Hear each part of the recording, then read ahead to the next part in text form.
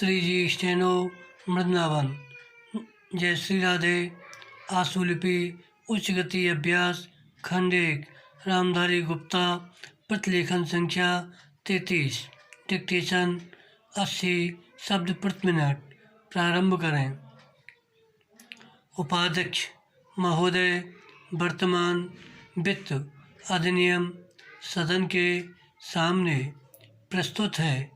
इस बिल पर मुझे बोलने के लिए आपने समय दिया, इसके लिए मैं आपका आभारी हूँ।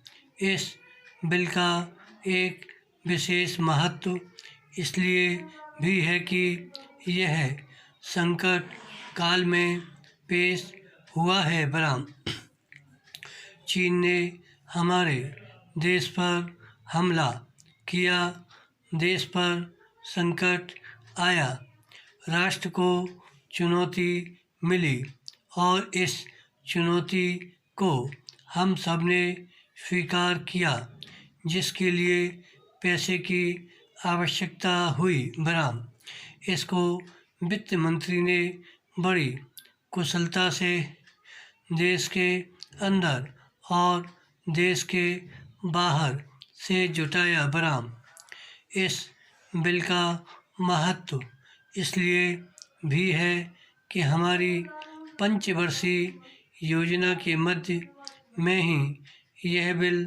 आया है। बराम देश में बड़ी बड़ी योजनाएं अभी अधूरी हैं, जिनका पूरा होना देश के लिए बड़ा आवश्यक है। बराम इसके लिए भी बहुत बड़ी धनराशि चाहिए। बराम देश पर संकट आया और देश जागा, कोने कोने से लोगों ने पैसा और सोना दिया और अपने लड़के तक फौज में दिए। बराम इस देश में किसानों और गरीबों का जो वर्ग है, उसने भी दिल खोलकर इसमें सहयोग दिया। बराम इसके बाद जो उन पर अधिक बोझ कर के रूप में पड़ रहा है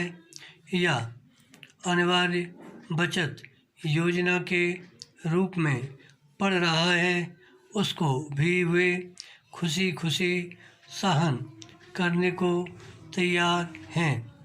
परंतु वे सरकार से भी कुछ चाहते हैं। बराम वे चाहते हैं कि उनकी जो गाढ़ी कमाई का पैसा है, खून पसीने का जो पैसा है, वह व्यर्थ के कामों में न जाए और उसका सदुपयोग हो।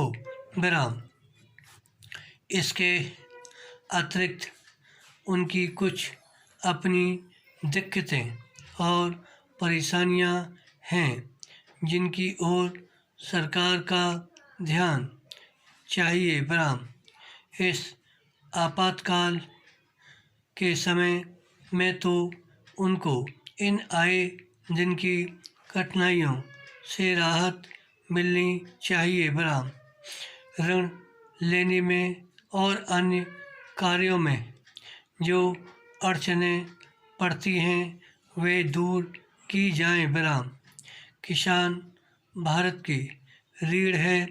अगर इनको सुविधाएं दी जाएंगी तो देश आगे बढ़ेगा। बराम आज जहां देश के साधारण लोगों ने इस सरकार का हाथ बटाया, वहाँ एक वर्ग ने, जो कि धनी वर्ग कहलाता है, अपने साधनों के अनुसार सरकार के सुरक्षा कार्यों में सहायता नहीं की है।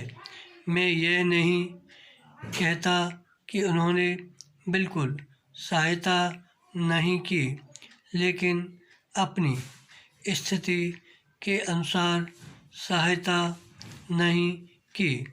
जहाँ तक योजनाओं का संबंध है, इस देश को समृद्धशाली बनाने के लिए योजनाओं पर काफ़ी काम हो रहा है। धन्यवाद। श्री हरदास।